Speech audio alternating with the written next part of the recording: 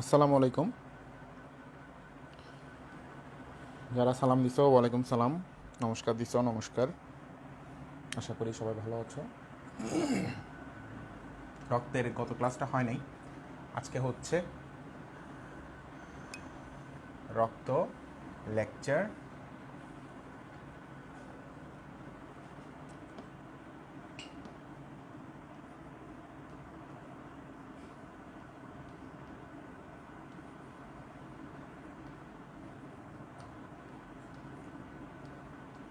4।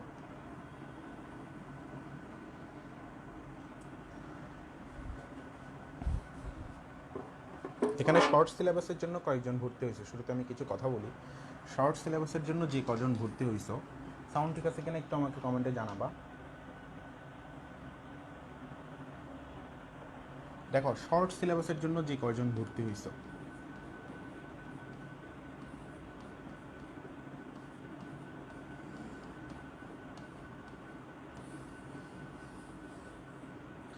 তারা তাদেরকে ফার্স্ট ইয়ারের গ্রুপে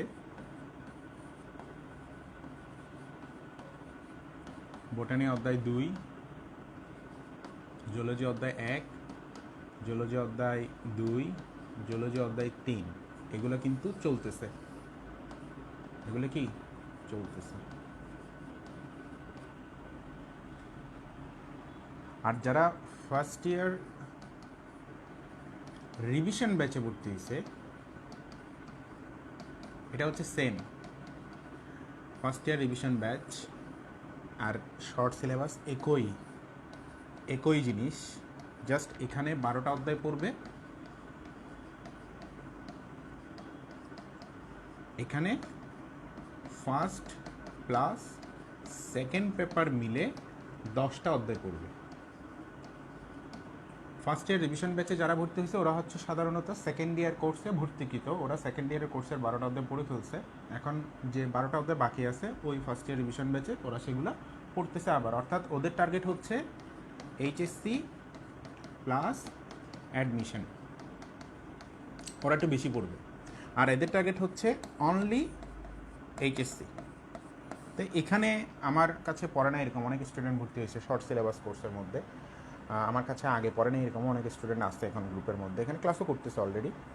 তো ওদের জন্য এটা ঠিক আছে। আবার অনেকে একটু অ্যাডভান্স চাচ্ছে, মানে অর্থাৎ ফার্স্ট ইয়ারের রিভিশন ফুল অর্থাৎ 12টা 24টা শেষ শেষ করে রাখবে, কারণ অ্যাডমিশনের কোনো ঠিক ঠিকানা নাই যে আসলে কি শর্ট সিলেবাসের উপর হবে নাকি 24টা অধ্যায়ের উপর হবে, সেটা কোনো ঠিক ঠিকানা নাই। তো সেই জন্য ওরা এটা করতেছে। এখন এই শর্ট সিলেবাস এবং ফার্স্ট ইয়ার রিভিশন ব্যাচ দুইটারই পেমেন্ট সেম, যার যেটাতে ইচ্ছা সেটাতে সে পড়তেছে। একজন আমাকে বললো যে স্যার আমি ফার্স্ট ইয়ার রিভিশন ব্যাচে ভর্তি হয়েছি, আমাকে শিফট করে শর্ট সিলেবাস কোর্সে দিয়ে দেন।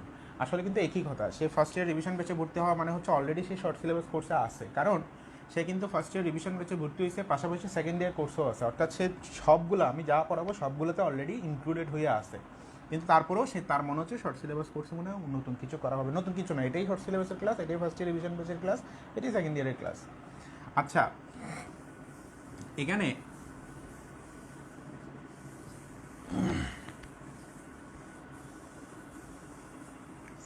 খেয়াল করো, রক্ত লেকচারের মধ্যে আমাদের মেডিকেল অ্যাডমিশনের অ্যাডভান্স প্রোগ্রাম সম্পর্কে বিস্তারিত আমি পোস্টটা জানাবো আজকে বা কালকে। তোমরা জানতে পারবা মেডিকেল অ্যাডভান্স প্রোগ্রাম সম্পর্কে, কারণ অনেকে শর্ট সিলেবাসের প্রায় শেষ প্রান্তে চলে আসছে, শর্ট সিলেবাস কোর্স প্রায় শেষ অনেকেরই। তো আমি দুই ফেজে আমি এটা শুরু করব, একটা হচ্ছে অফলাইনেও চলবে অনলাইনেও চলবে, দুইটাই থাকবে। তবে ফেজগুলো কি বিস্তারিত সব কিছু একটা বড় পোস্ট আকারে আসবে, তোমরা সেটা অবশ্যই খেয়াল রাখবা, পোস্টটা মনোযোগ দিয়ে পড়বা, যারা যারা ইচ্ছুক যে আগেভাগে শুরু করবা। কারণ তোমাদের সেপ্টেম্বরের আগে ইন্টার পরীক্ষা হবে না, অগাস্ট মাসের আগে ইন্টার পরীক্ষা হবে না। তাহলে এই এখন চলে মার্চ, তাহলে April May June July August September, এখনও 6 মাস বাকি, মার্চ বাদ দিলে মার্চ সহ 7 মাস বাকি। সুতরাং কী করবা, কিছু করার নাই, তার অ্যাডমিশন শুরু করে দেওয়া ভালো। আচ্ছা, রক্ত লেকচার 4, এখানে আমরা কি করব, এখানে আমরা রক্তনালী সম্পর্কে পড়ব। এখানে আমরা পড়ব হচ্ছে রক্তনালী সম্পর্কে। শুরু করে দিচ্ছি পড়া, এতক্ষণে নিশ্চয়ই সবাই চলে আসছে, বকবকানি অফ, মূল পড়া শুরু। রক্তনালী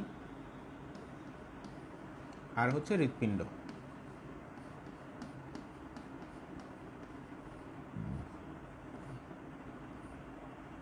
খেয়াল করো,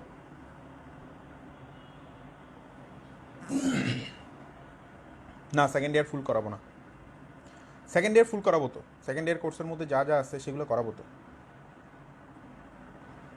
সেগুলোর মধ্যে বাকি আছে কি? বোটানি অধ্যায় 12, জুলজি অধ্যায় 12, এগুলো থেকে তো প্রশ্ন হবে না, এগুলো থেকে ইয়েতেও প্রশ্ন হয় না, অ্যাডমিশনেও প্রশ্ন হয় না, সুতরাং এগুলো তুমি একেবারেই বাদ দিতে পারবা। জুলজি অধ্যায় 12 হালকা আমি পড়াই দিব।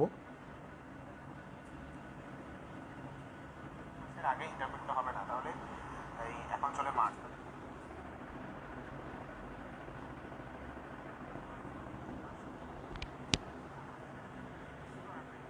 আচ্ছা, অ্যাডমিশন শুরু করে দেওয়া ভালো। আচ্ছা, রক্ত লেকচার 4, এখানে আমরা কি করব? এখানে আমরা রক্তনালী সম্পর্কে পড়ব। এখানে আমরা পড়ব হচ্ছে রক্তনালী। ফ্রাইডে কিসের এক্সট্রা ক্লাস শুরু করে দিচ্ছি? পড়া এতক্ষণ মাহিয়া কিসের এক্সট্রা ক্লাস? বল পড়া শুরু। রক্তনালী আর হচ্ছে কোন অধ্যায়ের এক্সট্রা ক্লাস একটু আমাকে মেনশন করো, তাহলে আমি বুঝতে পারবো যে কিসের ক্লাসের কথা বলতেছে। চ্যাপ্টার 6, 7, চ্যাপ্টার 6, 7 জুলজি বাকি আছে। চ্যাপ্টার 6, 7 এগুলো পড়াই দিব তোমাদেরকে।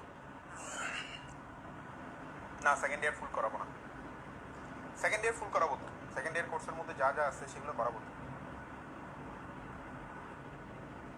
সাউন্ড ঠিক আছে? আমরা শুরু করতেছি। রক্তনালীর ইংরেজি হচ্ছে ব্লাড ভেসেল।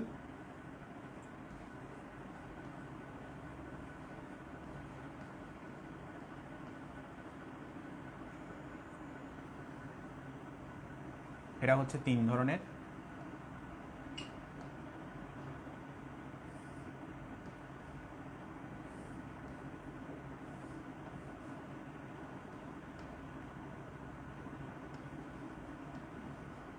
একটার নাম হচ্ছে ধমনী, ইংরেজিতে আমরা বলি আর্টারি।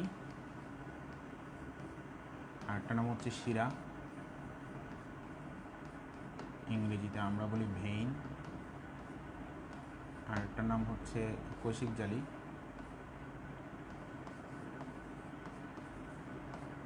কোষিক নালী,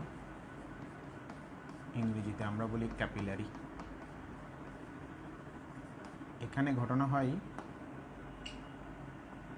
সাধারণত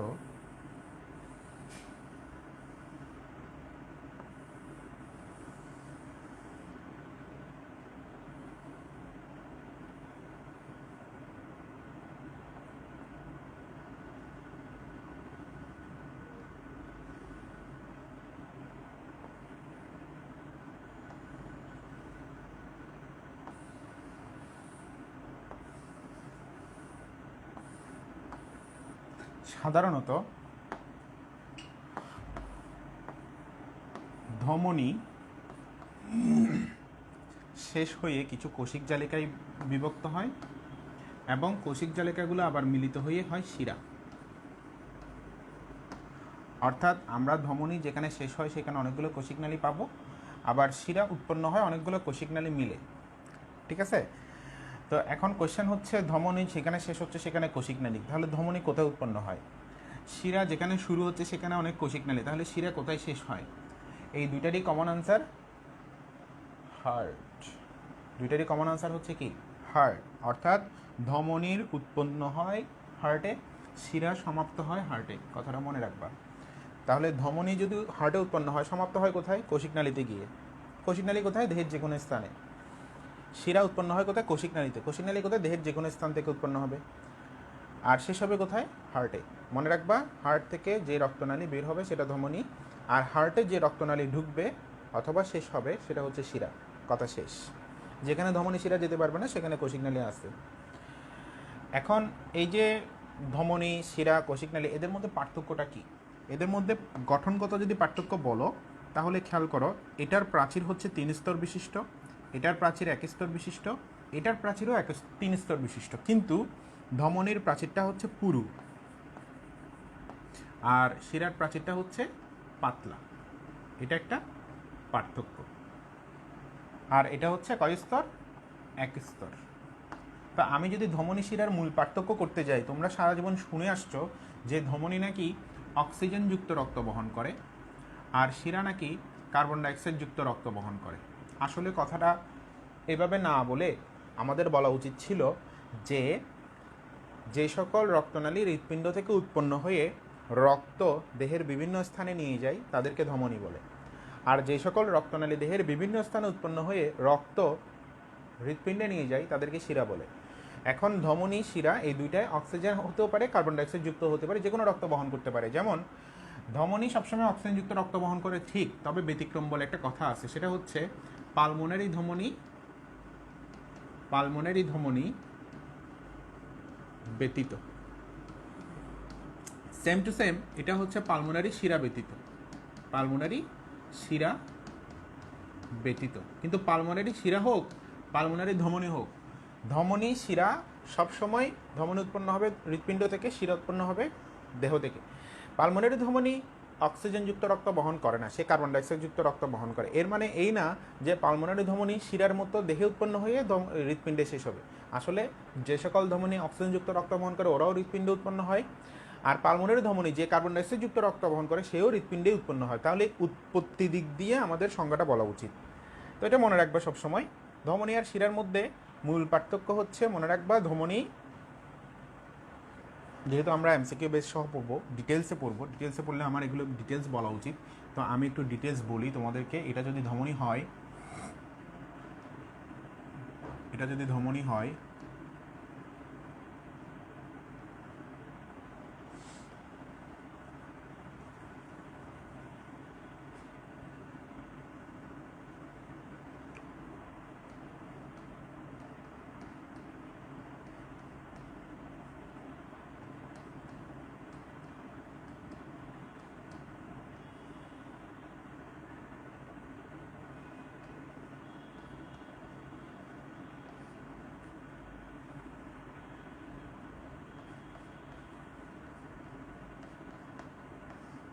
দেখো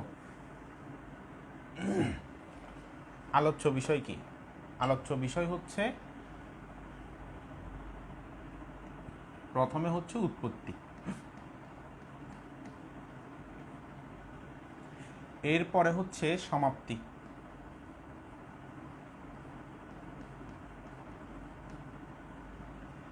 আগে জিনিসটা কেমন সেটা দেখা উচিত।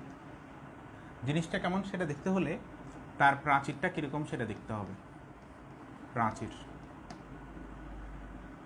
তারপরে ভিতরে একটা গহ্বর থাকে যেটাকে আমরা বলি লুমেন, লুমেনটা কেমন সেটা দেখতে হবে। তারপর প্রস্থচ্ছেদ, যদি প্রস্থচ্ছেদ নিই সেটা কেমন সেটা দেখতে হবে। এখানে আর কি আছে, কপাটিকা আছে কিনা সেটা দেখতে হবে। কপাটিকা মানে তো বুঝো, কপাটিকা আছে কিনা সেটা দেখতে হবে। এবার আসি কাজের পরে আমরা আরও কি পাই সেটা আমরা দেখব। আপাতত আমরা যেগুলো লিখছি সেগুলো সমাপ্ত করে আসি। প্রথম কথা উৎপত্তি। ধমনের উৎপত্তি কোথায়? হার্টে।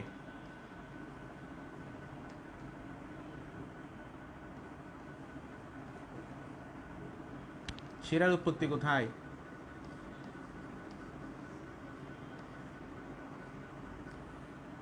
সমাপ্তি কোথায়? দেহে বা কোষিক নালীতে। এটা সমাপ্তি কোথায়? হার্টে। খেয়াল করো, প্রাচীর, ধমনীর প্রাচীর হচ্ছে পুরু, মানে মোটা হলে কি হবে? স্থিতিস্থাপক হবে, টানলে বাড়বে রাবারের মতো। আর ওটা হচ্ছে পাতলা হলে টানলে বাড়বে, ঢস করে ছিঁড়ে যাবে না, তা আমরা বলবো অস্থিতিস্থাপক। এটা হচ্ছে পাতলা ও অস্থিতিস্থাপক।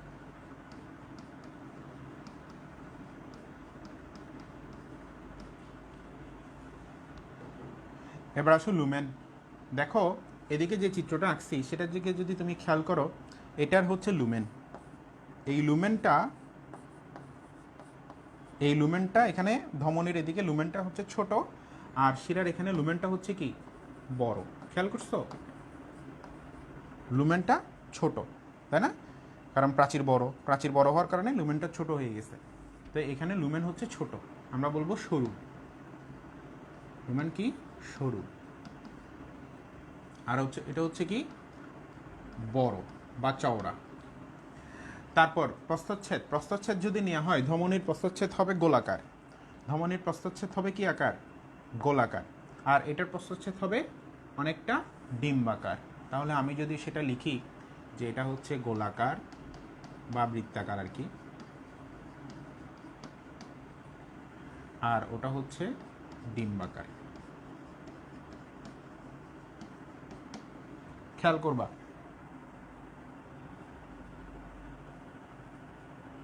খেয়াল করবা কপাটিকা, কপাটিকা খেয়াল করো। কপাটিকার অপশনটা আমি একটু পরে দিব, হ্যাঁ আমি আগে কাজের অপশনটা দিই। কপাটিকার অপশনটা কাজ থেকেই আমরা বের করব, আগে কাজের অপশনটা দিই। কাজের অপশনের মধ্যে কাজ কি, এর কাজ কি? ধমনীর কাজ হচ্ছে অক্সিজেনযুক্ত রক্ত বহন করা, অক্সিজেন যুক্ত রক্ত বহন। ব্যতিক্রমটা একটু বলে দিবা, হ্যাঁ ব্যতিক্রমটা কি? পালমোনারি ধমনী ব্যতীত, এটা বলে দিবা।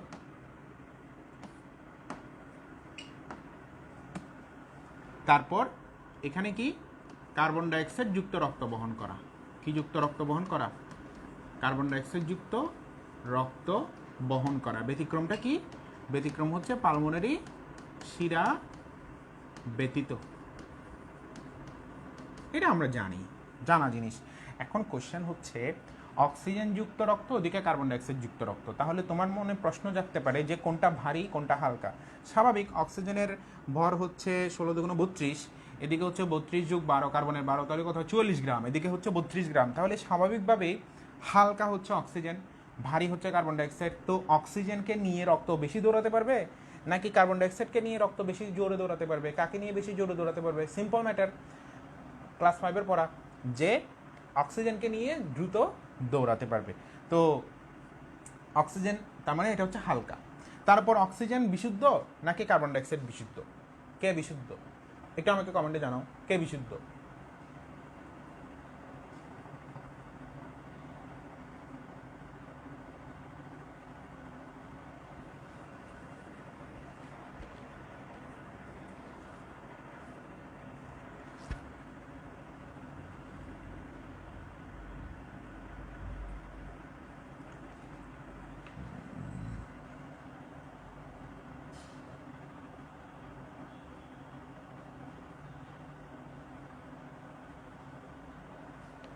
অক্সিজেন বিশুদ্ধ, তাহলে এটা হচ্ছে বিশুদ্ধ রক্ত, এটা হচ্ছে কি রক্ত? বিশুদ্ধ রক্ত। আর এটা হচ্ছে কি? দূষিত রক্ত। খেয়াল করো, এখন এইটা যদি বিশুদ্ধ রক্ত হয় তো এটা লালচে কালার হবে নাকি কালচে কালার হবে? বিশুদ্ধ হলে লাল আর দূষিত হলে কালো, ঠিক কিনা? আচ্ছা, তো খেয়াল করবা, এটা বিশুদ্ধ, এটা লালচে, তাহলে আমরা এদিকে পয়েন্ট কি বানাতে পারি?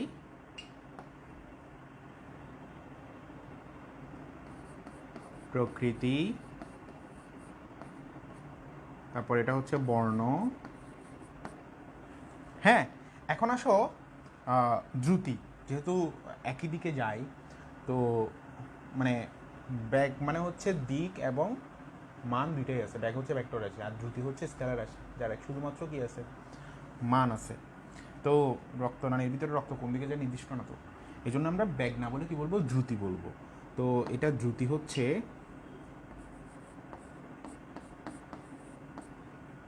কোন রক্তটা হালকা? এটা হালকা, তো এটা যদি হালকা হয় তাহলে এটা হচ্ছে বেশি ব্যাগে চলবে, আর এটা হচ্ছে কম। ঠিক আছে? তো তুমি যদি বেশি ব্যাগে দৌড়াও তাহলে তুমি ইম্প্যাক্ট বেশি ফেলতে পারবা, ঠিক না? তুমি কাউকে ধাক্কা দিলে সজোরে ধাক্কা দিতে পারবা, তুমি ফ্লোরে তুমি ভাইব্রেশনটা বেশি ক্রিয়েট করতে পারবা যদি বেশি দ্রুত যাও। দ্রুত গাড়ি চলে গেলে, অনেক ভারী গাড়ি যখন অনেক দ্রুত চলে যায়, রাস্তা পুরো কেঁপে ওঠে, দেখবা আশেপাশে বিল্ডিং থাকলে সেগুলোও ভাইব্রেশনের কারণে কেঁপে ওঠে। ঠিক একইভাবে এই, এবং আওয়াজ হয় বেশি। ঠিক একইভাবে এখানে যেহেতু অক্সিজেনযুক্ত রক্ত, মানে ধমনীতে যেহেতু দ্রুতি বেশি, এই জন্য সেখানে আওয়াজটাও বেশি হয়। আওয়াজ মানে হচ্ছে আমরা বলবো পালস, ঢেউ, স্পন্দন। তাহলে আমরা বলবো যে পালস কোথায় পাওয়া যায়?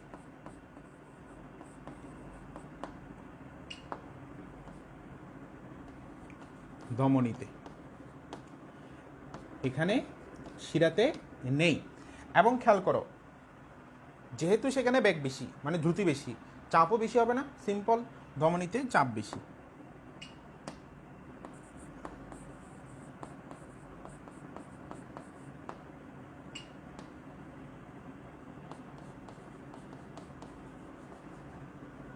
এটা হচ্ছে কম।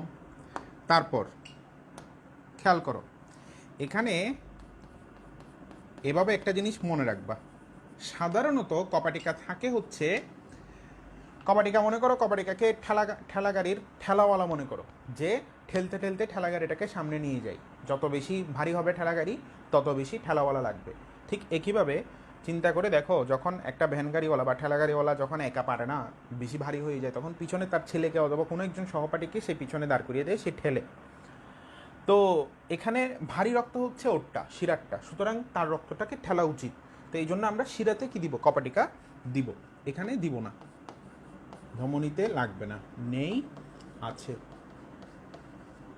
আচ্ছা, যেহেতু ধমনীতে রক্তচাপ বেশি, খেয়াল করবা, বেগও বেশি, এবং ধমনীর প্রাচীরও পুরু, স্থিতিস্থাপক, লুমেনটাও সরু, অনেক কাহিনী আছে, লুমেন সরু, কষ্ট হচ্ছে যেতে, চারপাশে প্রাচীর পুরু, চাপ বেশি দিচ্ছে, রক্তচাপও অনেক বেশি, তারপর বেগও আবার প্রচণ্ড। সব কিছু মিলিয়ে যদি ধমনী কাটে, কখনো যদি ধমনী কেটে যায়, তাহলে রক্তগুলো ওই যে আগে গতি জড়তা এবং পাশাপাশি পুরু প্রাচীর, স্থিতিস্থাপক পুরু প্রাচীর, সব কিছু মিলে ব্লাডটা এত স্পিডে বের হয়, এটা অকল্পনীয় স্পিড। সেকেন্ডের মধ্যে এটা এভাবে ছিটকে বের হবে ধমনী যখন কাটা হয়। আর শিরার ক্ষেত্রে এই সমস্যাটা হয় না, যেহেতু শিরার মধ্যে চাপ তেমন নাই এবং লুমেনটাও যথেষ্ট বড়, আস্তে আস্তে রক্তগুলো বের হয়, তবে পরিমাণে প্রচুর বের হবে শিরা কাটলে। ধমনী কাটলেও বের হয়, ধমনী কাটলে সেটা করা মানে আটকানো অনেক কষ্টসাধ্য, যেহেতু ধমনীগুলা সাধারণত বডির সেন্টারে থাকে, সারফেসে থাকে না। তুমি হাতের দিকে তাকাও, হাতের সারফেসে দেখো কতগুলো রক্তনালী দেখবা, এগুলো হচ্ছে শিরা, এগুলা ধমনী না, ধমনী থাকে দেহের কেন্দ্রে। কেন, সেটারও কারণ আছে। তুমি দেখো, তাহলে আমাদের দুইটা পয়েন্ট, অবস্থান এবং হচ্ছে কাটলে, এই দুইটা পয়েন্ট আমরা বলবো। তুমি দেখো ধমনীর উৎপত্তি কোথায়, ধমনীর উৎপত্তি হচ্ছে হৃৎপিণ্ডে। সে হৃৎপিণ্ড থেকে উৎপন্ন হয়ে সে কোথায় যায়, সে কিডনিতে যায়, সে ব্রেনে যায়, সে লিভারে যায়, সে পাকস্থলীতে যায়, সে অন্যান্য মাসেলগুলোতে যায়। তাহলে দেখো, সে সব জায়গায় ইন্টারনাল বিভিন্ন ভাইটাল অর্গানে অক্সিজেন সাপ্লাই দিতে তাকে সেখানে ঢুকতে হচ্ছে, সেই জন্য সে ভিতরেই অবস্থান করে। আর শিরা করে কি সব জায়গা থেকে রক্ত নিয়ে আসে, তো সারফেস থেকেও রক্ত নিয়ে আসে না, সে এই জন্য একটু বাইরের দিকে থাকে, কিন্তু ধমনী থাকে সেন্টারে।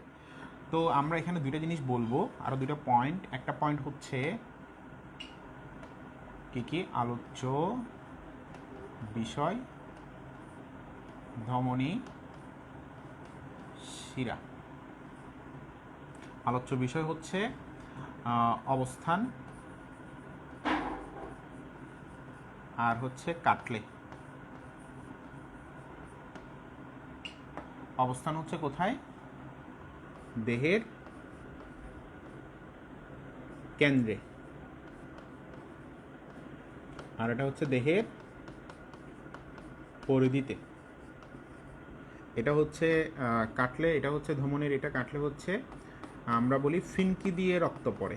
কি দিয়ে, ফিনকি দিয়ে, দ্রুত যে বের হয়ে যায়, ফিনকি দিয়ে রক্ত পড়ে। আর এটাকে বলবো চুইয়ে চুইয়ে রক্ত পড়ে। কিভাবে, চুইয়ে চুইয়ে, চুইয়ে চুইয়ে না, চুইয়ে চুইয়ে, গল গল করে পড়ে আর কি।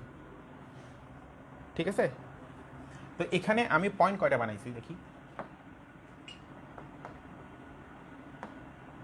1 2 3 4 5 6 8 9 10 11 12 13, ওয়াও, 14টা পয়েন্ট। এগুলা বইয়ে পাবা না, কোন বইয়ে আছে আমি নিজেও জানি না, কিন্তু এগুলা পরীক্ষায় আসে অ্যাডমিশনের জন্য, ইন্টারমিডিয়েটের জন্য না, অ্যাডমিশনের জন্য আমি পড়ালাম এই জিনিসটা। তো আমি নিশ্চয়ই শিওর যে তোমরা পড়তে চাইবা। তো এখন খেয়াল করো, এবার আসো ধমনী শিরার যে প্রাচীরগুলোর কথা বলছি, এই প্রাচীরগুলোর নাম কি? ধমনী শিরার এই প্রাচীরগুলোর নাম কি? আমি এদিকে এদের প্রাচীরগুলোর নামগুলো লিখতেছি।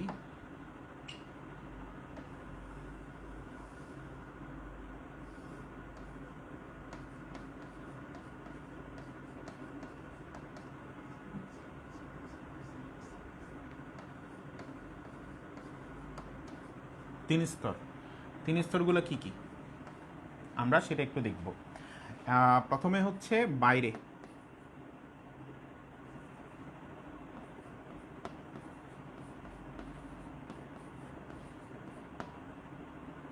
বাইরেটার নাম হচ্ছে টিউনিকা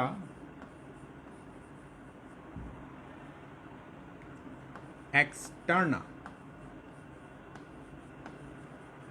বা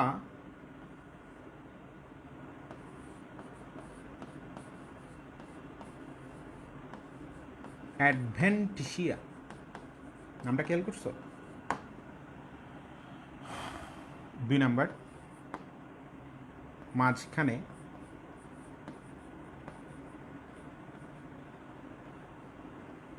হচ্ছে টিউনিকা। টিউনিকা আমি এটা কমন রাখলাম, মিডিয়া। আর সর্বশেষ হচ্ছে ভিতরে টিউনিকা ইন্টিমা। টিউনিকা কি? ইন্টিমা। এখানে এখানে এটা হচ্ছে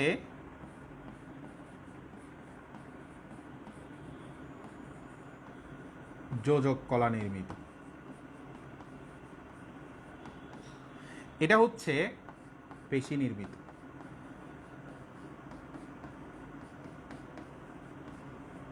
এটা হচ্ছে অ্যান্ডোথেলিয়ামে গঠিত। অনুচক্রিকা যখন পড়ছিলাম তখন পড়াইছি, এটা হচ্ছে কিসে গঠিত? অ্যান্ডোথেলিয়ামে গঠিত।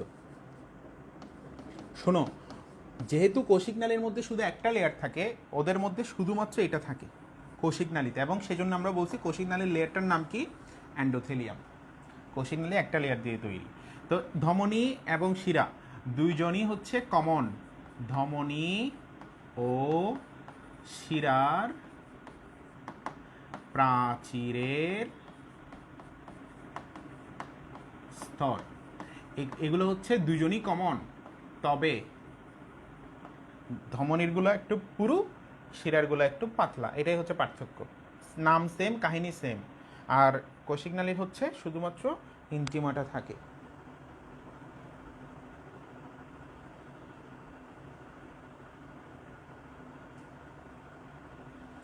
এটা হয়েছে কিনা বলো, এবার তোলা হয়েছে কিনা বলো।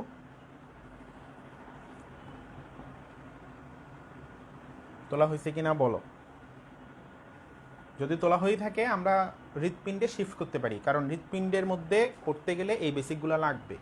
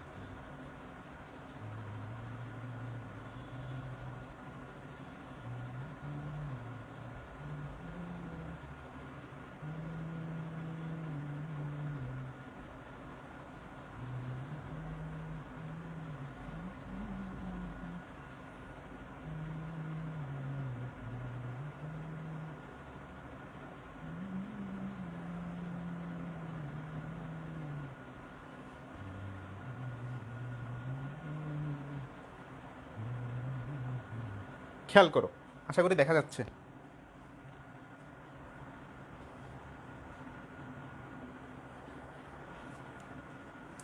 আশা করি দেখা যাচ্ছে।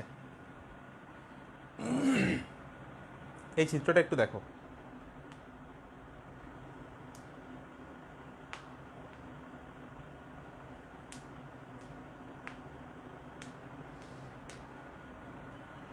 এই জিনিসটা একটু খেয়াল করো।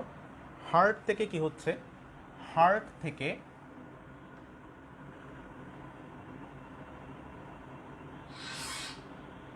এই যে হার্ট থেকে আর্টারি, হার্ট থেকে আর্টারি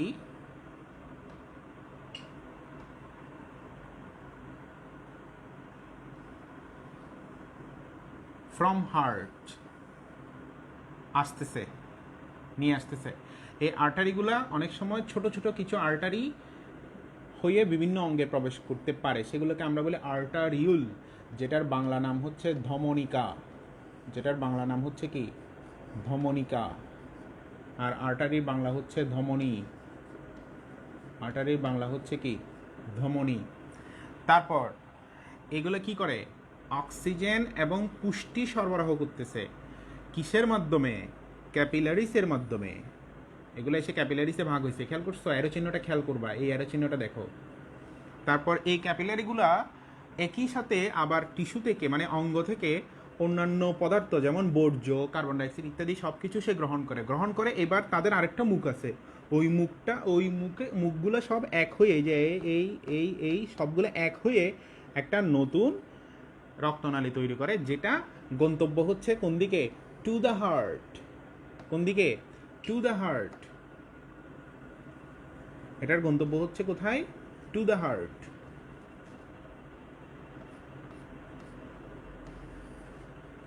এই যে টু দ্য হার্ট, অ্যারো চিহ্ন দেখো, এটাকে বলা হয় কি ভেইন, যার বাংলা নাম হচ্ছে শিরা। এবং ভেইন থেকে কিছু ছোট ছোট ভেইন হয়, সেগুলোকে আমরা বলি ভেইনিউল, সেটাকে আমরা কি বলি ভেইনিউল। ঠিক আছে, বুঝছি আমরা জিনিসটা, মূল জিনিস হচ্ছে এটা। ওকে, এখানে লেয়ারগুলো আছে, এখানে লেয়ারগুলো আছে, লেয়ারগুলো আলাদা করা আছে। Outer layer, middle layer, middle মানে হচ্ছে মাসেল, আমি বলছি পেশি নির্মিত। আর হচ্ছে ইনার লেয়ার। হ্যাঁ, একটু খেয়াল করো, এখানে লুমেনটা দেখো, এখানে লুমেনটা দেখো, এই যে লুমেন, এটা হচ্ছে লুমেন। কোন লুমেনটা বড় একটু খেয়াল করে দেখো, এটা দেখছো কি বিশাল, কি বিশাল। আর এটা হচ্ছে ছোট। এটার প্রাচীরটা দেখো, এটার প্রাচীরটা দেখো, কোনটার প্রাচীর পুরু, কোনটার প্রাচীর পাতলা। আর ক্যাপিলারিসের অবস্থা দেখো, লেয়ার কয়টা, অনলি একটা লেয়ার, অনলি কয়টা লেয়ার, একটা লেয়ার, শুধু ভিতরেরটা। শুধু ভিতরেরটা মানে কি, এটা এভাবে আঁকছে না, এভাবে আঁকছে না চাকার মতো এরকম, এভাবে আঁকছে না, এটা এভাবে আঁকছে না, এটা কোথায় আছে দেখো, এটা সবার ভিতরে, এই দেখছো, এই যে সবার ভিতরে, এই দেখো সবার ভিতরে ইনার লেয়ারটা, কোনটা, ইনার লেয়ারটা।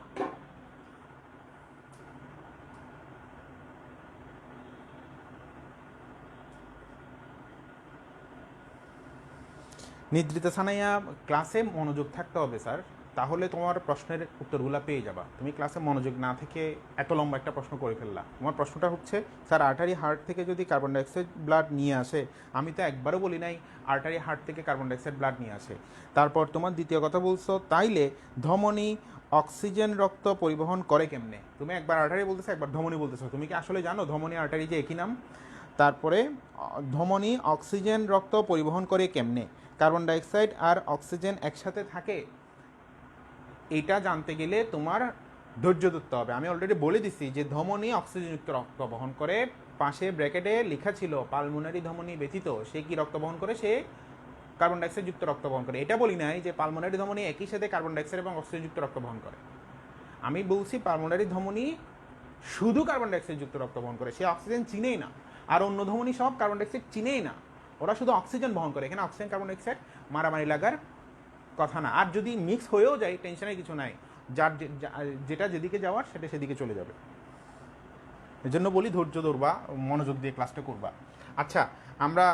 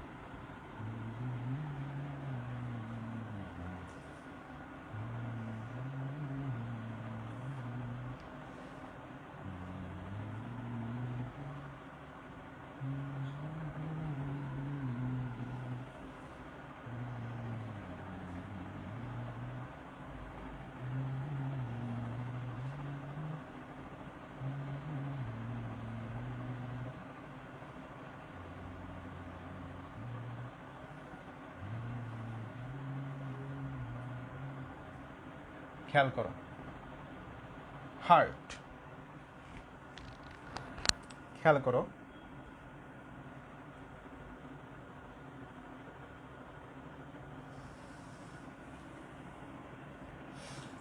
হার্টটা আমাদের অবস্থান করে বক্ষ গহ্বরে, দেখতেছো তোমরা বক্ষ গহ্বরে।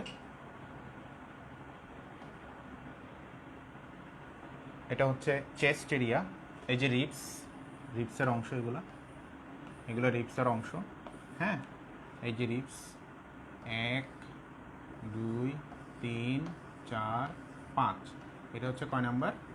5th ribs. এটা হচ্ছে কত নাম্বার রিপস? 5th ribs. তো হার্টটা কোন দিকে? এটা হচ্ছে একটা লাংস, এটা আর একটা লাংস, এই দুই লাংসের মাঝখানে হার্ট। এই যে হার্ট, এটা হচ্ছে হার্ট, এটা হচ্ছে হার্ট। এই হার্টটা দুই লাংসের মাঝখানে হলে এটা হচ্ছে রাইট লাংস, এটা হচ্ছে কি লেফট লাং। লেফট লাংয়ের দিকে একটু ঝুঁকে আছে, এটার নাম হচ্ছে ডায়াফ্রাম। এটার নাম হচ্ছে কি? ডায়াফ্রাম। ডায়াফ্রামের উপরে অবস্থান করতেছে হার্টটা। এই হার্ট যেটুক দেখা যাচ্ছে একটুক ঠিক আছে, এর বাইরে যে অংশটা হার্টকে ঢেকে রাখছে সেটার নাম হচ্ছে পেরিকার্ডিয়াম। সেটার নাম হচ্ছে কি? পেরিকার্ডিয়াম। এটা একটা আবরণী গেল, এটা একটা জিনিস। এই হার্টের শেষ মাথাটা কয় নাম্বার রিপসে? 5 নাম্বার রিপসে।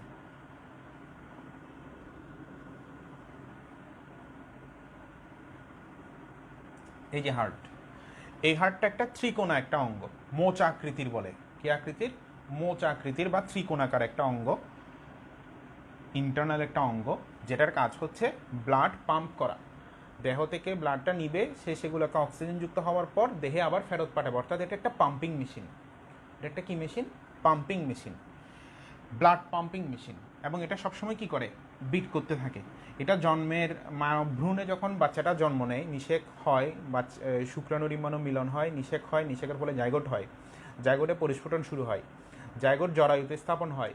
সব কিছু হতে হতে জাইগোট যখন হয়, জাইগোট থেকে যখন ভ্রূণ হয়, এই ভ্রূণটার বয়স যখন 6 সপ্তাহ, মানে মায়ের গর্ভে, ঠিক 6 সপ্তাহ বয়সে প্রথম ওই ভ্রূণের ভিতরে হার্টটা বিট করা শুরু করে, এরকম বিট করা শুরু করে। এই যে বিট হচ্ছে, এটা মরণের আগ পর্যন্ত চলতে থাকে। এই বিটটা কি? মরণের আগ পর্যন্ত চলতে থাকে।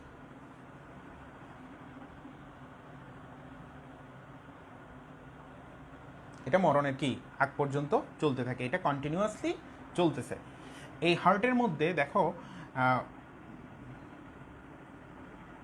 সুচালু একটা অংশ থাকে, এই সুচালু অংশটাকে বলা হয়, এই সুচালু অংশটাকে বলা হয় অ্যাপেক্স। এটা নিম্নমুখী, এটা কি? নিম্নমুখী। এটা পঞ্চম পাঁজরের ফাঁকে অবস্থান করে, পঞ্চম রিপস আর কি, 5th রিপস। আর যেটা চওড়া গোড়া, যেটা এটা হচ্ছে চওড়া, এটা ঊর্ধ্বমুখী। এটা কি মুখী? ঊর্ধ্বমুখী। যেন এটা টেবিলে বসে আছে, চেয়ারে বসে আছে হেলান দিয়ে, এভাবে পিঠের মতো হেলান দিয়ে বসে আছে, এই জন্য এটাকে আমরা বলি বেস। হার্টের কি? বেস। এটা হচ্ছে চওড়া, এটা হচ্ছে কি চওড়া এবং ঊর্ধ্বমুখী। আর অ্যাপেক্সটা হচ্ছে সরু সরু এবং কি নিম্নমুখী। নিম্নমুখী হয়ে কয় নম্বর পাঁজরে? 5 নম্বর পাঁজরে। এদিকে আছে ডায়াফ্রাম, এটা ডায়াফ্রামের উপর অবস্থান করে। ঠিক আছে? আচ্ছা, ভিতরে যদি ঢুকো, এটার ভিতরে তুমি 4টা প্রকোষ্ঠ পাবে। দুইটা হচ্ছে অলিন্দ বা অ্যাট্রিয়াম, আর দুইটা হচ্ছে ভেন্ট্রিকল বা নিলয়। দুইটা অলিন্দ হচ্ছে একটা রাইট আর একটা লেফট, দুইটা নিলয় একটা রাইট আর একটা লেফট। একটু পর্যন্ত আমরা মোটামুটি আইডিয়া আছে। আমি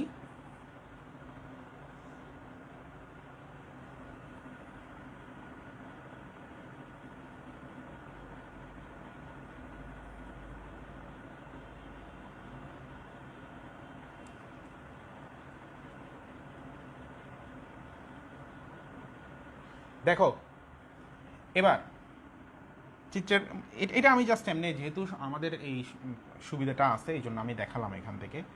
আশা করি এগুলো তোমাদের তোলা হয়েছে। এখন আসো মূল কাহিনীতে। আমরা আমাদের সেই হৃৎপিণ্ড,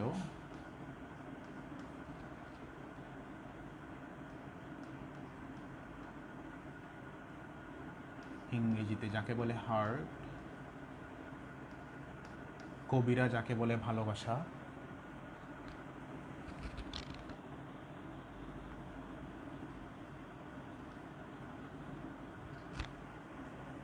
কবিদের ভালোবাসাময় হার্টটা দেখলে অবশ্য বুড়া বুড়িরা বলবে আমার পান কই, পান পাতার মতো। আচ্ছা, বোটানি যারা পড়ায় ওরা বলবে প্রোথেলাস, হর্নের প্রোথেলাস। হ্যাঁ, আচ্ছা, হার্ট সব দেখাবো, সব আঁকানো দেখাবো, ধৈর্য ধরতে হবে শুধু। তো হার্ট সম্পর্কে প্রথমে যে জিনিসটা লাগবে, হার্ট সম্পর্কে একটা কমন চিত্র এঁকে রাখি। হ্যাঁ, কমন একটা চিত্র এঁকে রাখি। কেউ কেউ বলে এরকম, কেউ বলে এরকম, কেউ বলে এরকম।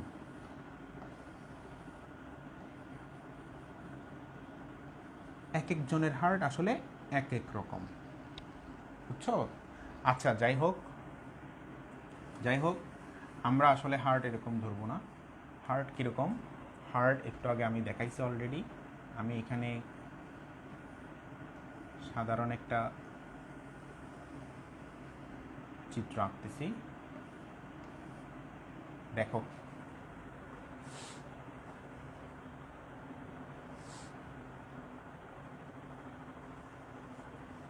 কয়জন আছে এখন পর্যন্ত? 190+ অ্যাটেন্ড আছে। এরকম থাকলে পড়াতে ইচ্ছে করে। এটা অনেকটা ত্রিকোণা, এটা অনেকটা কি ত্রিকোণা। তাহলে আমাদের প্রথমে যে জিনিসটা লাগবে সেটা হচ্ছে হার্টের, আমি একটা একটা লিখতেছি। এটা হচ্ছে প্রথম কথা, হচ্ছে হার্ট আকৃতি।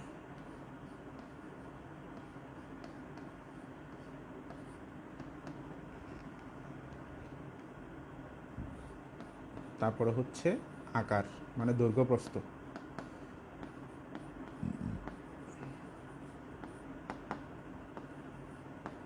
এরপরে হচ্ছে ওজন, তাই তো? এরপরে হচ্ছে বর্ণ, তারপরে হচ্ছে কি বর্ণ। এই জিনিসগুলো আমাদের জানতে হবে। তারপরে হচ্ছে অবস্থান,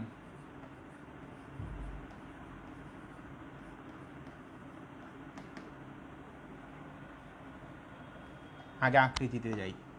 আকৃতি হচ্ছে এটা ত্রিকোণাকার,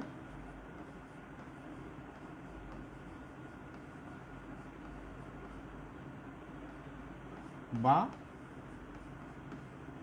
মোচাকৃতি। দৈর্ঘ্য হচ্ছে 12 সেন্টিমিটার, প্রস্থ হচ্ছে 8 সেন্টিমিটার। গাজী আজমলের ওল্ড এডিশনে দিছে 9 সেন্টিমিটার, আব্দুল আলিমের নিউ এডিশনে দিছে 9 সেন্টিমিটার, গাজী আজমলের লেটেস্ট এডিশনে দিছে 8 সেন্টিমিটার। এখন আমি কই যাব? ওরা নিজেদের ভালোবাসা নিয়ে নিজেরা কনফিউজ।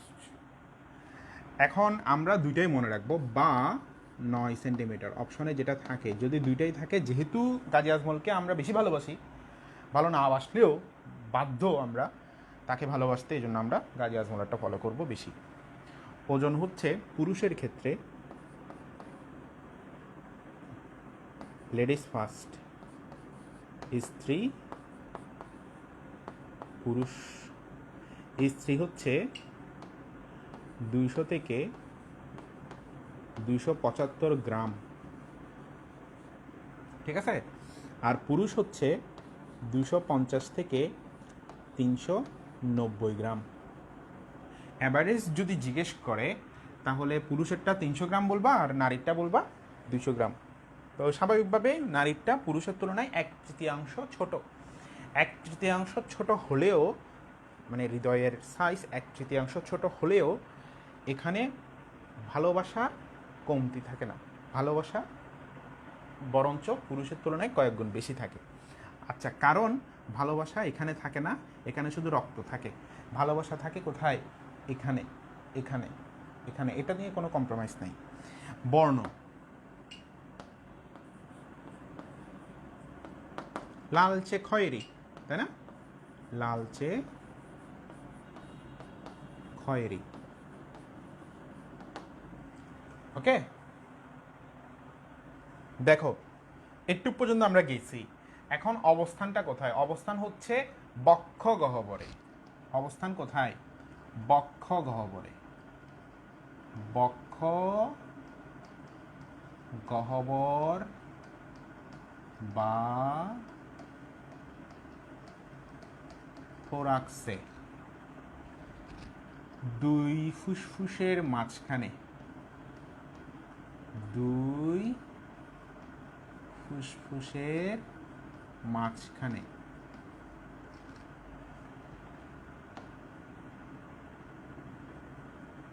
একটু বাম দিক ঘেঁষে,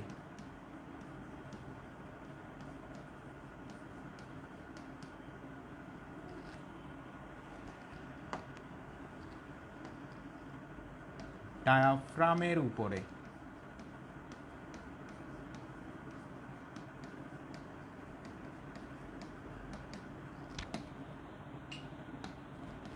মেডিয়াস্টিনাম নামক গহ্বরে,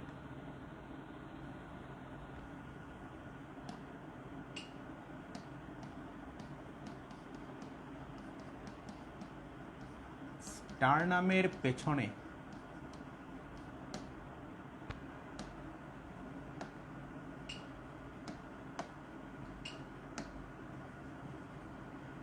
মেডিয়াস্টিনাম নামক গহ্বরে,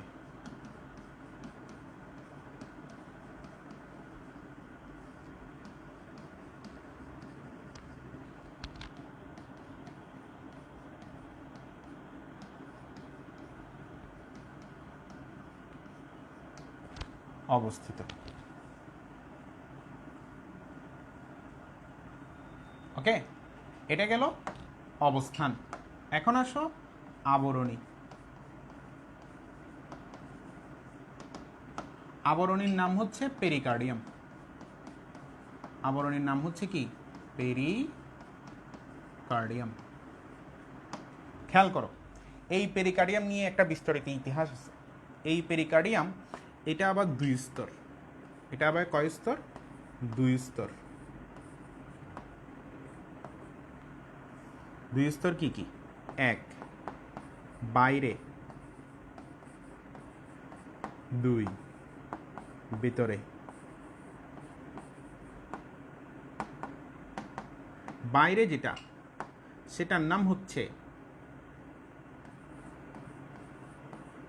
তন্তুময় বা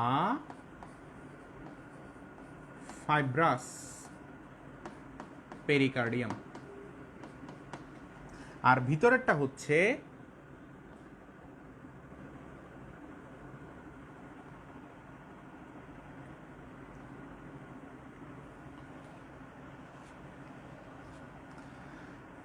ভিসেরাল পেরিকার্ডিয়াম।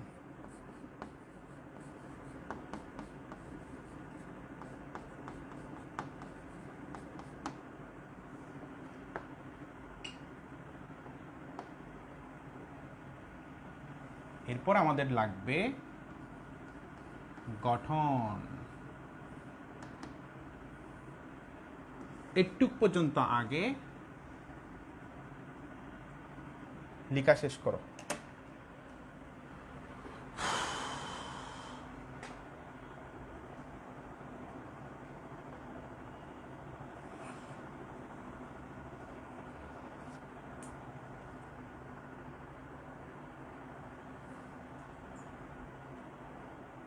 মেডিয়াস্টিনাম,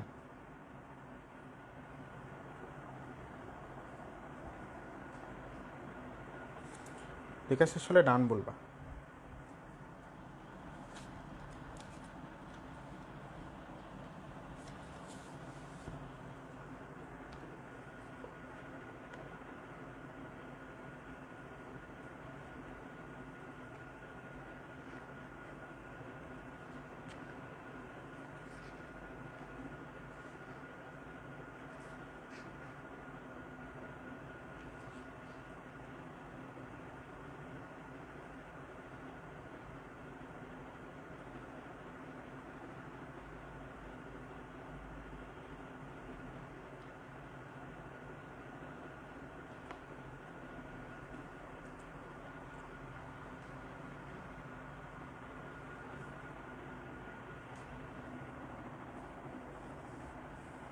হয়েছে? আচ্ছা, এখন দেখো দেখো দৈর্ঘ্য প্রস্থ তো গেল, এখানে আরেকটা জিনিস অ্যাড করে রাখো, সেটা হচ্ছে পুরুত্ব। পুরুত্ব 6 সেন্টিমিটার। আচ্ছা, পেরিকার্ডিয়ামের লেয়ার, পেরিকার্ডিয়ামের লেয়ার আরেকটু ডিভাইড করব আমরা। সেরাস পেরিকার্ডিয়াম, ভিতরেরটা হচ্ছে কি সেরাস পেরিকার্ডিয়াম, এটাকে আমরা দুই ভাগে ভাগ করব।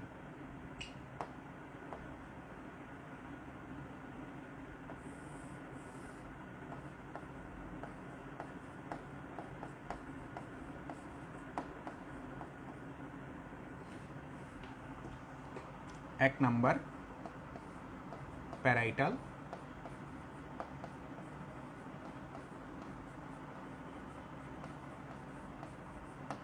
দুই নাম্বার, এবার আসতেছে ভিসেরাল।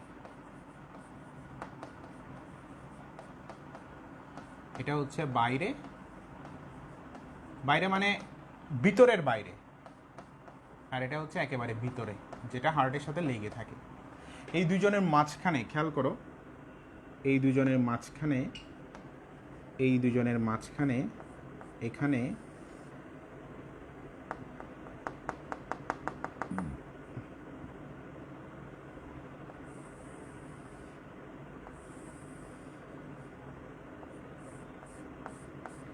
একটা স্পেস আছে, এই স্পেসটাকে বলা হয় পেরি কার্ডিয়াল স্যাক, এবং এই পেরিকার্ডিয়াল স্যাকে একটা ফ্লুইড থাকে, ফ্লুইডটার নাম হচ্ছে স্যারাস ফ্লুইড।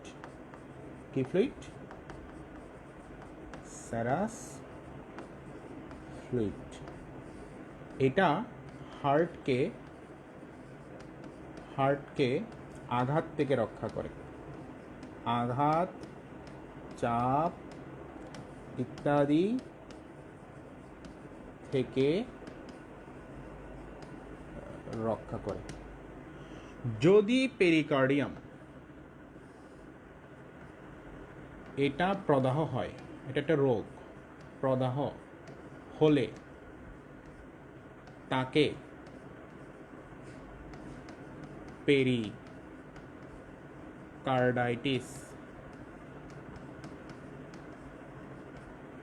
বলে।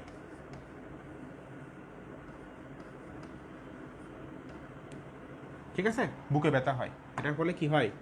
বুকে ব্যথা হয়, এটার ফলে কি হয়? বুকে ব্যথা হয়।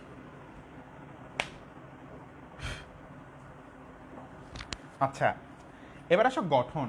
গঠনের মধ্যে আমরা এই জিনিসটার নাম কি দিছি? এই জিনিসটার নাম দিছি বেস, ঠিক কিনা? আর এই জিনিসটার নাম দিছি কি? অ্যাপেক্স।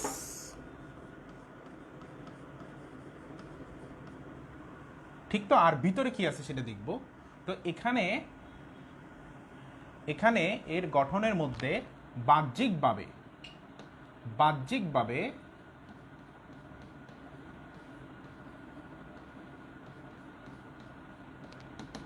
এক বেস,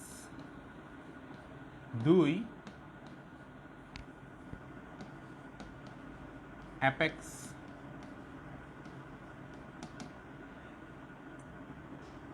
বেস হচ্ছে চওড়া,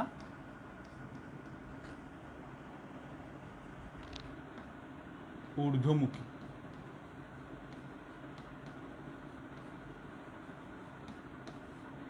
অ্যাপেক্স হচ্ছে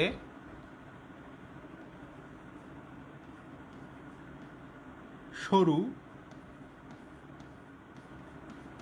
বা সুচালু, নিম্নমুখী,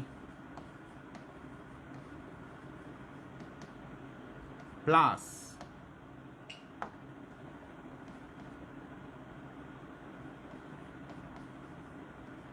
ফিফথ বাম পাশের রিবের ফাঁকে অবস্থিত। এটা হচ্ছে বাহ্যিকভাবে। আর ভিতরে ভিতরে আভ্যন্তরীণভাবে 4টা প্রকোষ্ঠ থাকে। এটা হচ্ছে খ, এটা ক, এটা খ।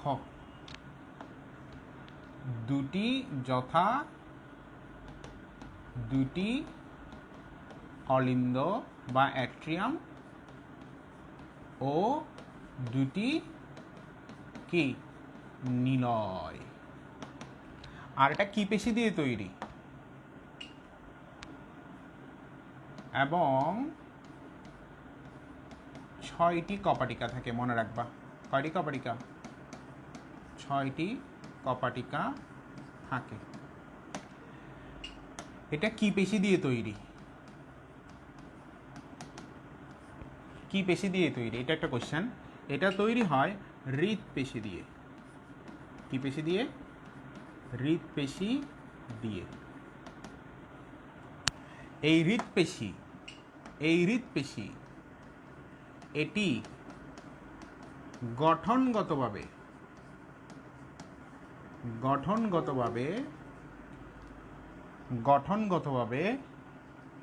ঐচ্ছিক, কিন্তু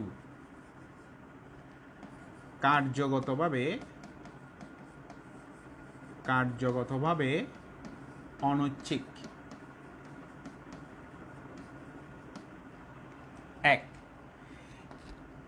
এতে ইন্টারক্যালেটেড ডিস্ক থাকে। ইন্টারক্যালেটেড ডিস্ক থাকে। এটা 3 স্তর। কয় স্তর? 3 স্তর। যথা 1 অ্যাপিকার্ডিয়াম, আমরা বলবো বাইরে।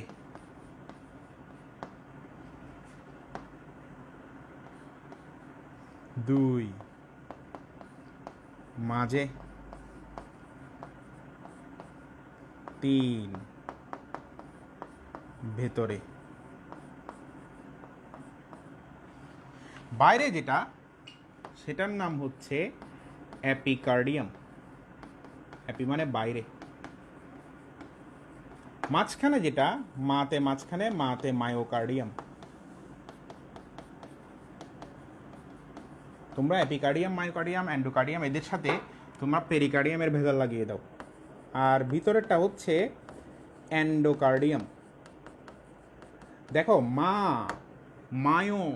মায়োসিন শব্দটা আসতেছে হচ্ছে পেশি থেকে। কোত্থেকে? পেশি থেকে, মাসেল থেকে। Myosin muscle. আমরা জানি মাসেল তৈরি হয় অ্যাক্টিন এবং মায়োসিন নামক 2টা প্রোটিন ফাইবার থেকে। তো মায়োসিন মানে হচ্ছে মাসেল। তো এই মায়োকার্ডিয়াম তৈরি হয় পেশি দিয়ে। কি দিয়ে? পেশি নির্মিত সর্বাধিক পুরু। এবং আমরা জানি পেশি কি হয়? সংকোচন এবং প্রসারণ হয়। পেশি কি হয়? সংকোচন এবং প্রসারণ হয়।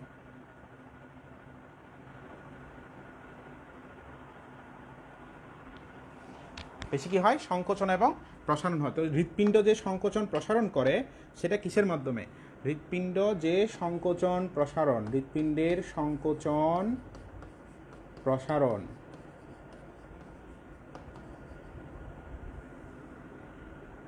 এটি করে। কে করে? মায়োকার্ডিয়াম করে।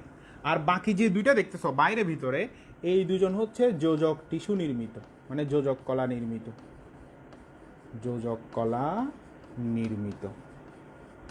এটাও যোজক কলা নির্মিত। এটাও কি? যোজক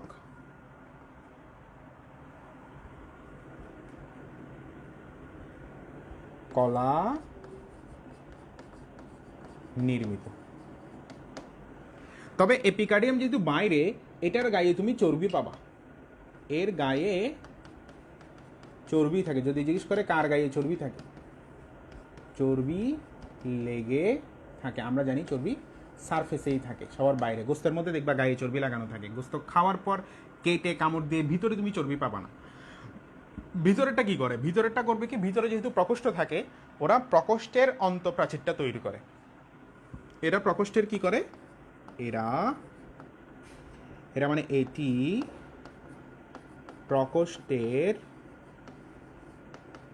প্রকোষ্ঠগুলোর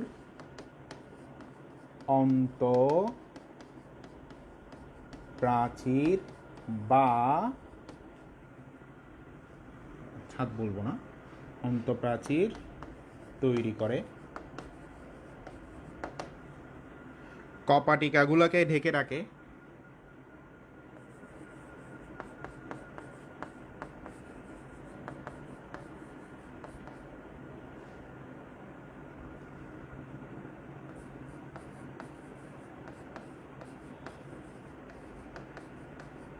ঢেকে রাখে ও রক্তবাহিকার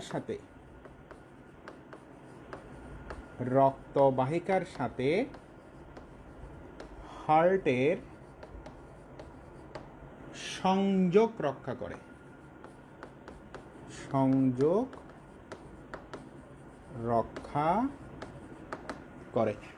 এই হচ্ছে অবস্থা। তো হৃৎপিণ্ডের কাজের মধ্যে আরেকটা কাহিনী আছে, মূল কাজ মানে উদ্দেশ্য কি, অপর নাম কি, এটার অপর নাম এবং তথ্য। অপর নাম হচ্ছে, এটাকে বলা হয় ব্লাড পাম্পিং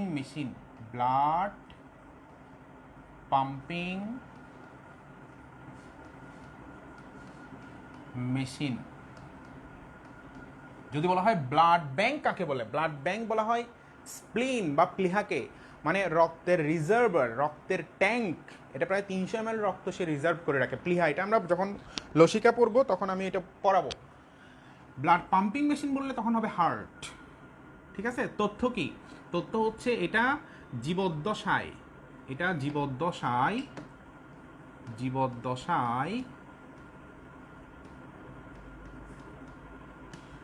2600 মিলিয়ন বার স্পন্দিত হয়। কয়বার? 2600 মিলিয়ন বার স্পন্দিত হয়। প্রতি নিলয় বা ভেন্ট্রিকল থেকে 1.5 লক্ষ টন বা 155 মিলিয়ন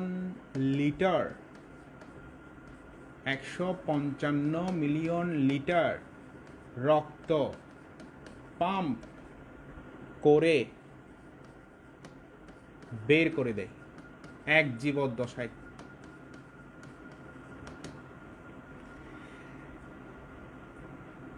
মানব ভ্রূণে আরেকটা তথ্য, মানব ভ্রূণে 6 সপ্তাহ বয়সে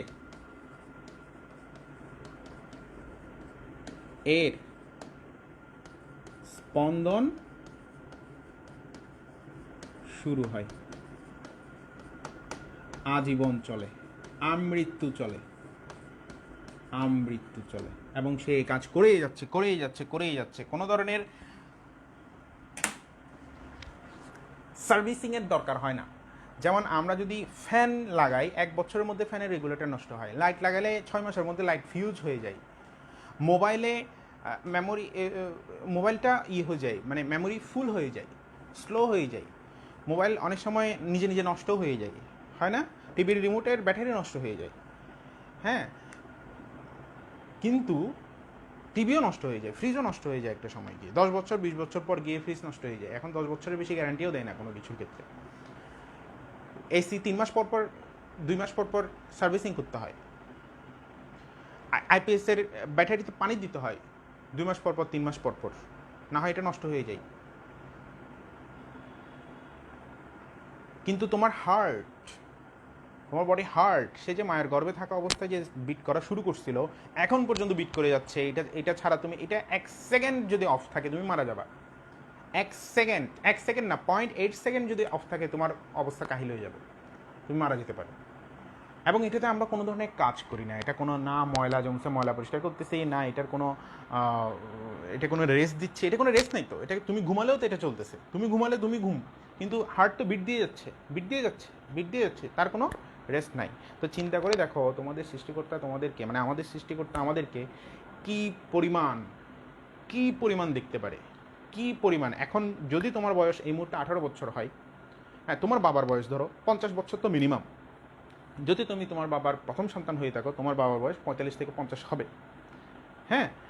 আর যাদের বড় ভাই বোন আছে, যাদের 30-32 বছর পর্যন্ত বড় ভাই বোন আছে, তাদের বাবার বয়স তো 60 বছর হবে, 60 বছর হবে। 60 বছর তোমার বাবার যদি কখনো হার্ট অ্যাটাক না হয়ে থাকে, তোমার বাবা যদি এখনও সুস্থ স্বাভাবিকভাবে তোমার সামনে এসে থাকে, তাহলে ধরে নাও তোমার বাবা কিন্তু 60 বছর পর্যন্ত এই হার্ট দিয়ে আরামসে চলে আসছে, আরামসে চলে আসছে। আমাদের প্রধানমন্ত্রী শেখ হাসিনা, ওনার বয়স হচ্ছে 75 বছর। শুনছো কখনো উনি হার্ট অ্যাটাক করছে? আমাদের প্রাইম মিনিস্টার হার্ট অ্যাটাক করছে কখনো শুনছো? এর মানে হচ্ছে তার হার্ট 75 বছর ধরে সে কি পরিমাণ মেন্টাল ট্রমার ভিতর দিয়ে গেছে। 75-এর 15 আগস্ট তার ফুল ফ্যামিলি মেরে ফেলছে, এরপর থেকে তাকে শুধু পালায় পালায় থাকতে হয়েছে। এবং 21 আগস্ট গ্রেনেড হামলা থেকে শুরু করে অনেক ধরনের কাহিনী হয়েছে। এর মধ্যে তো এমনি সাধারণ মানুষ এমনিই হার্ট ফেল করে, এমনি না এমনিই মরে যায়, হার্ট ফেল পরের কথা, কিন্তু তার হার্ট এখনও টিকে আছে। এরকম অনেক মানুষ আছে যারা 100 বছর বাঁচছে, তার হার্ট সে কখনো হার্ট অ্যাটাক কী জিনিস সে সেটাই জানে না। চিন্তা করে দেখো তার হার্ট, তাদের হার্ট আমৃত্যু, উইদাউট এনি সার্ভিস চলতেছে। আর আমরা আমাদের সৃষ্টিকর্তার কোনো ধরনের শুকর আমরা করি না, করি না, মোটেও করি না। তা আমাদের করা উচিত, আমাদের এগুলো চিন্তা করা উচিত। খালি পড়ালেখা, টাকা পয়সা, প্রতিষ্ঠিত হওয়া এগুলো ফ্যাক্ট না। মানুষ যে কোনো সময় মরে যেতে পারে। 1 সেকেন্ড হার্ট অফ, শেষ, তুমি শেষ, তোমার সব প্ল্যান মাঠে মারা যাবে, জিরো হয়ে যাবে, দুনিয়াদারি শান শকত সব কিছু জিরো হয়ে যাবে। এই জন্য আল্লাহকে ডাকো, আল্লাহকে ডাকো, মানুষের সাথে ভালো বিহেভ করো। অন্তত তুমি মরার পর যার সাথে ভালো বিহেভ করছিলা সে অন্তত তোমাকে বলবে যে মানুষটা ভালো ছিল। আর তুমি যদি কথা কথায় গালিগালাজ করো, মানুষের সাথে খারাপ বিহেভ করো, তাহলে তুমি মরার পর অন্তত 10 জনের মধ্যে একজন হলেও বলবে এ খালি গালিগালাজ করতো, মানুষ ভালো ছিল না। ওইটাই হচ্ছে তোমার আসলে স্বীকৃতি, তুমি সারা জীবন কী করছো সেটা স্বীকৃতি। তো এখন আমাদের একটু পর্যন্ত আমরা হিউজ পড়া পড়ে ফেলছি, আমি একটু হয়ে যাবে এটা বুঝি নাই এখানে কি পরিমাণে ইনফরমেশান আছে। আমি আসলে গত ক্লাস যে নিই নাই সেটা কাভার করছি, তোমরা বুঝতে পারো নাই এখানে যে এই পরিমাণ পড়া হয়ে গেছে। দেখো আমি শুরু থেকে আসতেছি, হ্যাঁ শুরু থেকে আসতেছি।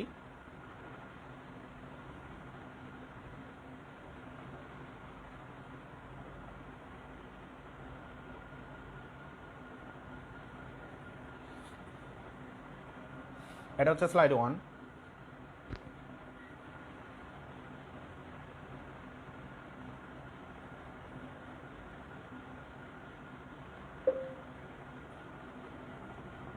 এটা হচ্ছে স্লাইড 1। তোমরা এটা যদি হয়ে থাকে, স্লাইড 1 মানে এই অংশটা, এই অংশটা, এটা যদি হয়ে থাকে তাহলে তোমরা 1 ডান লিখবা, হ্যাঁ 1 ডান লিখবা। প্রোটিনের ভান্ডার বলা হয় রক্তরসকে, রক্তরসে অনেক প্রোটিন থাকে, তবে প্রোটিনের ভান্ডার রক্তরসকে বলা হয় এরকম কোনো তথ্য আমি পাই নাই। প্রোটিন ফ্যাক্টরি বলা হয় রাইবোজোমকে, এটা জানি।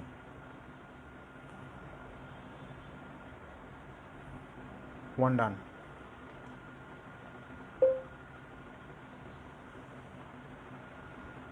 এবার বলবা 2 ডান, এবার বলবা 2 ডান।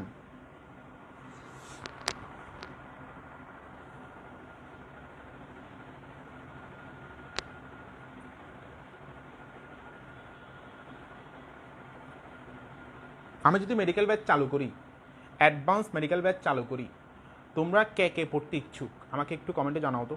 2 ডান লেখার পরে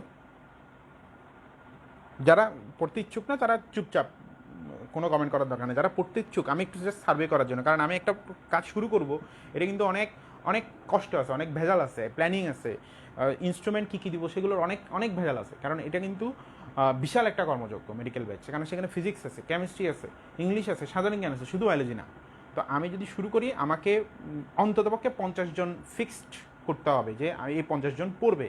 তো কোন 50 জন আমি একটু দেখি, এবং ভালো স্টুডেন্ট হতে হবে।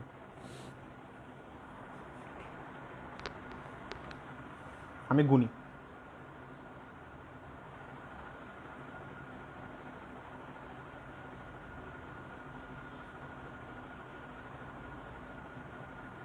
আমি আরও পিছনে গেলাম, আমি একটু গুনতেছি, অলরেডি 15-20 জন পাইছি। সাব্বির আমিন হচ্ছে নটরডেমের, সে চিটাঙে অফলাইনে করতে পারবে না, সে অনলাইনে করতে চাই। দেখা যাক অনলাইনে মেডিকেল ব্যাচটা কীভাবে চালানো যায়, আমি সেটার প্ল্যানিংও দিব।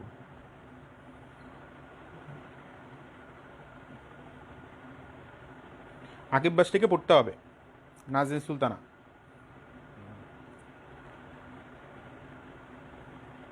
আমি একটা এক্সাম নিব মেডিকেল অ্যাডমিশনের ব্যাচের সিলেকশনের জন্য। ওই এক্সাম তোমরা অ্যাটেন্ড করবা, এবং সেখান থেকে প্রথম 5 জনকে আমি 50% ফুল স্কলারশিপ দিয়ে দিব। হ্যাঁ, এর পরের 5 জনকে আরও একটা 25% বা 30% স্কলারশিপ দিয়ে দিব। হ্যাঁ, মানে প্রথম 10 জনকে আমি এরকম করে দিব, আর বাকি 90 জন, 100 জন আমি সিলেক্ট করব, বাকি 90 জন একটা নির্দিষ্ট অ্যামাউন্টে পড়বে, মানে তাও হচ্ছে ওই ছাড়ের অ্যামাউন্ট। আমি পোস্টে বিস্তারিত বলে দিব। প্রিলি এক্সাম তো এক্সাম না, এটা মেডিকেল প্রস্তুতি মানে হচ্ছে তুমি এর পরবর্তীতে যখন মেডিকেলের ডেট দিবে, তখন কোনো একটা কোচিং সেন্টারে গিয়ে তুমি শুধুমাত্র এক্সাম দিবা। ওদের 1000-1500 টাকা দামের কোর্স থাকে এক্সাম দেওয়ার জন্য, তুমি শুধু এক্সাম দিবা। তুমি যদি এই কোর্সটা করো, আমার এখানে যদি পড়ো, আর আমি হয়তো 20 থেকে 30 জন সিলেক্টও করতে পারি, যাকে আমি সরাসরি সামনাসামনি প্রয়োজনে আমার বাসায় এসে ওরা পড়ে যাবে। তবলিগে যায় না, তবলিগে চিল্লা যায় না, হ্যাঁ, ওরকম আমার ড্রয়িং রুমে তোমরা মাটিতে বসবা, টাইস করা আমি নিজেই মাটিতে বসি সবসময়, এটা কোনো সমস্যা না। এখানে বসবা, এখানে বসে আমরা পড়বো। হ্যাঁ, বোর্ড তো আছে, তো এটাও করতে পারি। এগুলো সব কিছু হচ্ছে ডিপেন্ড করবে তোমাদের রেসপন্সের উপর। তোমাদের রেসপন্স না থাকলে আমি এত বড় দায়িত্ব নিব না।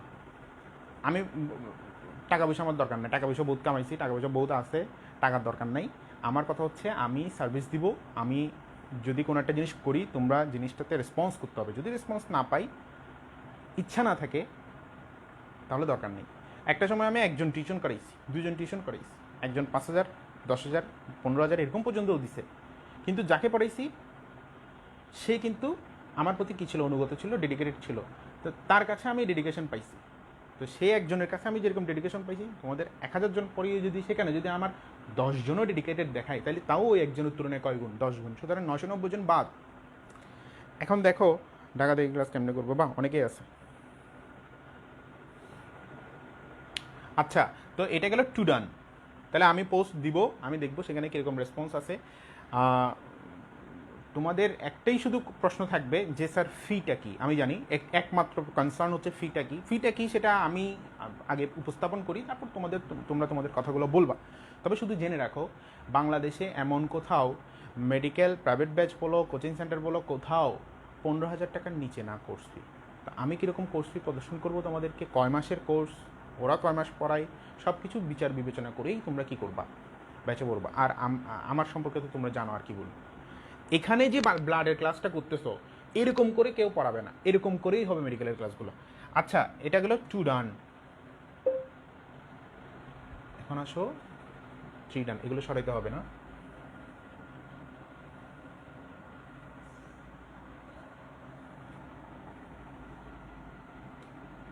এটা হচ্ছে 3 ডান, এটা হচ্ছে 3 ডান।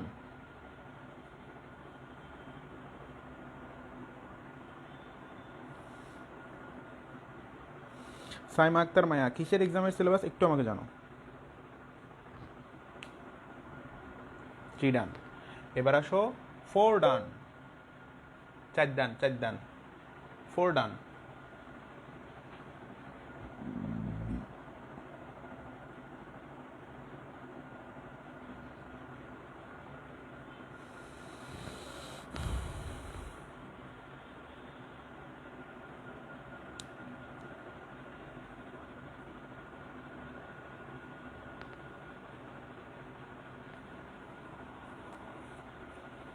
হলো?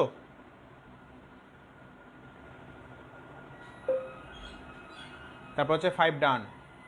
এবার লিখবো 5 ডান। এবার লিখবো 5 ডান।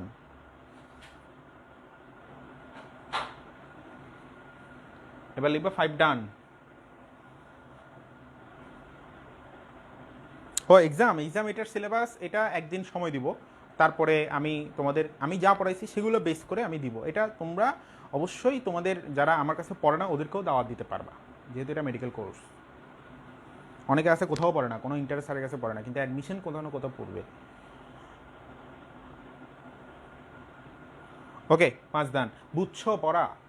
আজকের পড়া কি বুঝছো? হ্যাঁ, পড়া বুঝছো? এই ধরনের ক্লাসগুলো আমি এই বোর্ডে নিব। আমি এই বোর্ডটা নিছি হচ্ছে এই ধরনের ক্লাসগুলোর জন্য। এটার দাম হচ্ছে 4 লাখ টাকা। এটা আনাতে যে পরিমাণ টেনশন আমার কাজ করছে, বাংলাদেশে পাওয়া যাচ্ছিল, একজন আনাইছে, তাও আমার স্টাইলেই আনাইছে, সে বিক্রি করতেছে আরও বেশি দামে, এবং তারটা অরিজিনাল কিনা সেটা নিয়ে আমার সন্দেহ ছিল। এই জন্য আমি সরাসরি দুবাই থেকে আনাইছি। এটা একটা ভিয়েতনামের জিনিস, সরাসরি দুবাই থেকে আনাইছে, অনেক কাহিনী করে। হ্যাঁ, মানে এটা এমনি টিভির মতো করে থাকে। আমি তো হোয়াইট বোর্ডে ক্লাস নিচ্ছি, তোমরা পছন্দ করো হোয়াইট বোর্ডের ক্লাস, কিন্তু এটা নিচ্ছি এইসব কারণে, অ্যাডমিশনের কোর্সের জন্য। আচ্ছা, অল ডান, বুঝছি, আলহামদুলিল্লাহ, ধন্যবাদ। ঠিক আছে, ভালো থাকিও। হ্যাঁ, প্রান্ত চৌধুরী ভয় পেয়ে গেছে। কয়েকদিন টাইম দিব এবং সেগুলোর উপর আমি কিছু এক্সামও নিব, সরি ক্লাসও নিব, 3-4টা ক্লাস নেব। ওই বায়োলজিস্ট গ্রুপ যেটা আছে না, ওখানে নিব।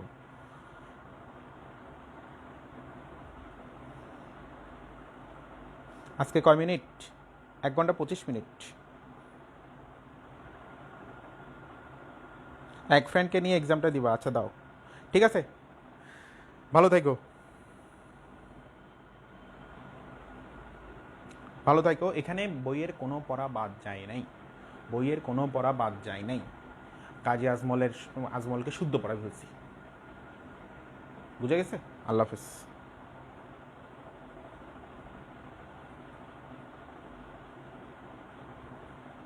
ঠিক আছে, গেলাম।